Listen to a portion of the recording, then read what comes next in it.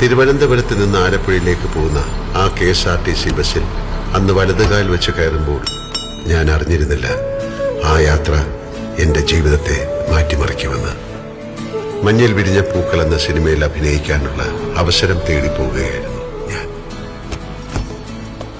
യാത്രകളുടെ വിരസത മാറ്റാൻ കൂടെയുള്ള യാത്രക്കാരുടെ അനക്കങ്ങളും ഭാവങ്ങളും ശ്രദ്ധിക്കുക, അവരുടെ മനസ്സിനുള്ളിൽ എന്താവും എന്നൊക്കെ വെറുതെ ചിന്തിക്കുക എന്നൊരു സ്വഭാവം അന്നും എനിക്കുണ്ടായിരുന്നു. ഒരുപക്ഷെ അതായിരിക്കാം ഞാൻ അറിയാതെ പഠിച്ച അഭിനയകലയുടെ ആദ്യ പാഠം. ആലപ്പുഴ ബസ് ഡിപ്പോയിലിറങ്ങി നവോദയ സ്റ്റുഡിയോയിലേക്ക് നടക്കുമ്പോൾ ആ ആനവണ്ടിയും അതിലെ മനുഷ്യരും എനിക്ക് ആശംസ പറയുന്ന പോലെ തോന്നി. അഭിനയ പരീക്ഷ കഴിഞ്ഞ് ഞാൻ മടങ്ങിയതും പ്രിയപ്പെട്ട ആനവണ്ടിയിൽ തന്നെ. പോയ ഞാനല്ലായിരുന്നു തിരിച്ചു വന്നത്.